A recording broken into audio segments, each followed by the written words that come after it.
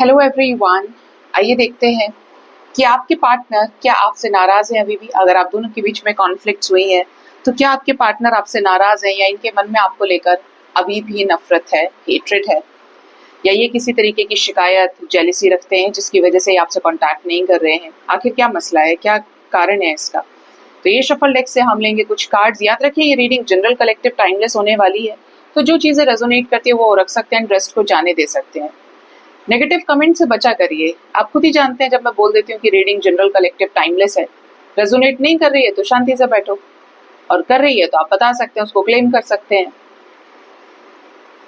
कोशिश यही की जाती है कि जनरल रीडिंग में भी ज्यादा से ज्यादा एनर्जी पिक करें, लेकिन अगर गलत पर्सन के साथ हो तो उसका पता सिर्फ पर्सनल रीडिंग में लगता है, ठीक है, क्योंकि यहाँ पे डिटेल्स नहीं लगते हैं आपके। तो शफल डेक से हम लेंगे कुछ कार्ड्स। फर्स्ट कार्ड है यहाँ पे द मून। आपके पार्टनर आपसे नाराज तो हैं, जैसे आप दोनों का लड़ाई झगड़ा इनके दिमाग से निकला नहीं है। आप दोनों ने जो भी एक दूसरे की तरफ झगड़ा किया है, एक दूसरे को उल्टा सीधा बोला है। अब मुझे तो यहाँ पे जो चैनलिंग हो रही है वो है कि दोनों एक दूसरे की तरफ जो भौंके हैं क्योंकि यहाँ पे डॉग्स बने हैं ना, और भौंकने का मतलब ये है कि आप दोनों ने एक दूसरे को अब्यूजिव वे में रिप्रेजेंट किया हो, या आपके अब्यूजिव टॉक्स हुए हो, लूज टॉक हुई हो, वो चीज यहाँ पे आ रही है। वो चीज आपके पार्टनर को बुरी लगती है, इसलिए थोड़ा सा खौफ भी खाते हैं कि आप दोनों में फिर झगड़ा हो जाएगा, या वही लास्ट डे इनको याद आता है कि किस तरीके से आप एक दूसरे से झगड़ा किए थे, अलग हो गए थे, एक दूसरे को ब्लॉक कर दिया था, सेपरेशन में चले गए, दूर हो गए एक दूसरे से। इवन यहाँ पे हो सकता है कि किसी मदर फिगर की वजह से आपकी सिचुएशन में तनातनी बहुत ज्यादा है, जैसे कि आप दोनों के बीच में कोई मदर फिगर है, इनकी मदर है या आपकी मदर है। अब ये अगर सामने से आपके आते हैं लाइफ में, आप उनकी मदर को नहीं एक्सेप्ट करना चाहते तो आपके रिश्ते में रुकावटें आई हुई हैं, या आप उधर की तरफ अप्रोच करें तो उनकी मदर उनके साथ है, लेकिन आपका सीधा है कि मैं उनके साथ तो एडजस्ट नहीं करूंगा या करूंगी, ठीक है। तो मदर का कोई इशू हो सकता है, कोई थर्ड पर्सन, कोई फीमेल फिगर हो सकती है जिसकी वजह से ये हट रहे हैं पीछे, ठीक है, आपके साथ डायरेक्ट कनेक्शन नहीं बना पा रहे हैं। Next we have queen of swords. अभी बोला मैंने आपको कि कोई थर्ड पर्सन है, इवन आपसे डरते हैं, ये भी बोला। तो आपके पार्टनर को ऐसा लगता है कि आप गुस्से वाले हैं या आप गुस्से वाली हैं, आप इनका सर ही तोड़ देंगे ठीक से अगर ये नहीं मानेंगे, या अगर आप अब की बार इन्होंने आपको परेशान किया तो ये बहुत गुस्से में, बहुत मास्कुलिन, स्टबर्न बिहेव कर रहे हैं, इसी वजह से कि ये इंसान जब डरता है तो क्या करता है, उस इंसान के सामने नहीं पड़ता है जो थोड़ा सा एग्रेसिव होता है या गुस्सा करता है कि नहीं यार, अरे यार इसको तो छोड़ो, ये तो एकदम मधुमक्खी के जैसा है कि सीधा सुझा देगा, एकदम ऐसा काटेगा।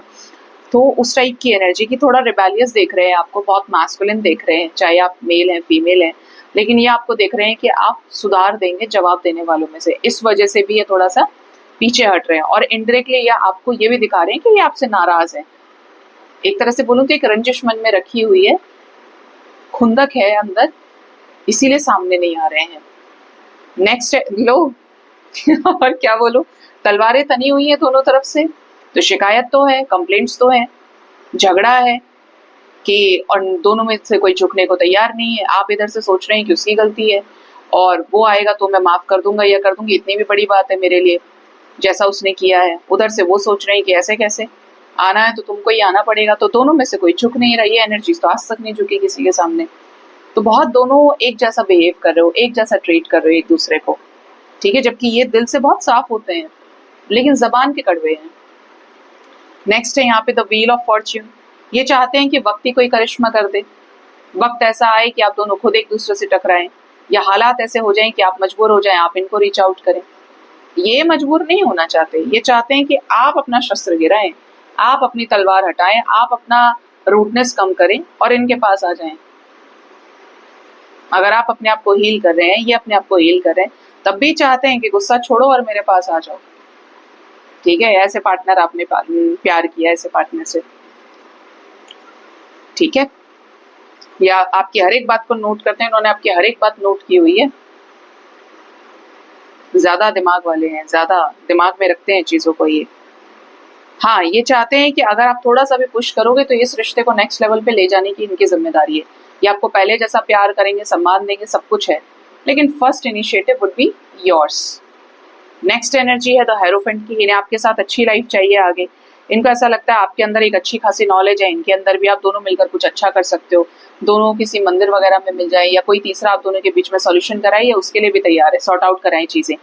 ठीक है, इस टाइप की एनर्जी में कि इन्हें आपके साथ चाहिए चेंज, इन्हें आपके साथ चाहिए इस रिश्ते में ग्रोथ, लेकिन ऐसे कि चीजें अपने आप हो, ये बहुत हील्ड वे में, ऐसा नहीं कि दोबारा टकरा जाएं और फिर सब कुछ खत्म हो जाए। अब ये दोबारा उस पास्ट को ना रिपीट नहीं करना चाहते, जिसकी वजह से आपके रिश्ते में बहुत ज्यादा एंजाइटी है।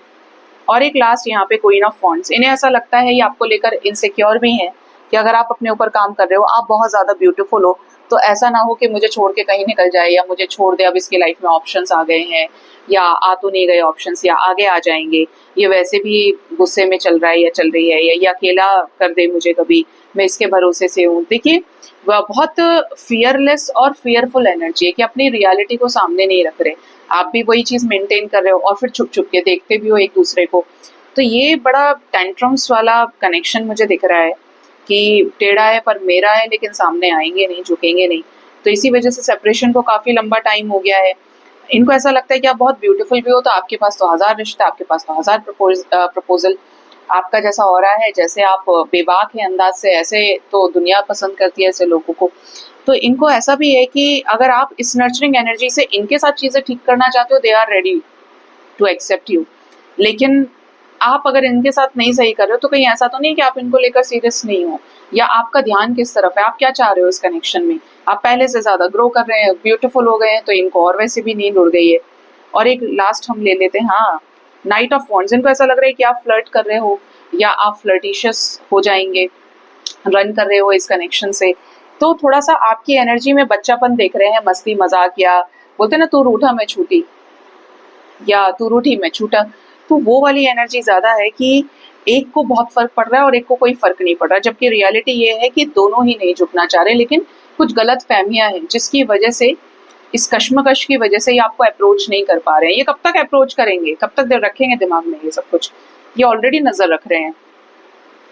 ये सोचिए कि कितने इनसिक्योर हैं आपके पार्टनर, आप किसी और के ना हो जाएं, इसीलिए ये आपको स्पाई करते हैं, आपसे रिलेटेड इंफॉर्मेशन रखते हैं, डर भी है। कब तक सही करेंगे सब कुछ, थोड़ा टाइम लग सकता है, अवेकनिंग में है, थोड़ा यूनिवर्स इनको समझदार कर रही है सिचुएशंस के अकॉर्डिंगली।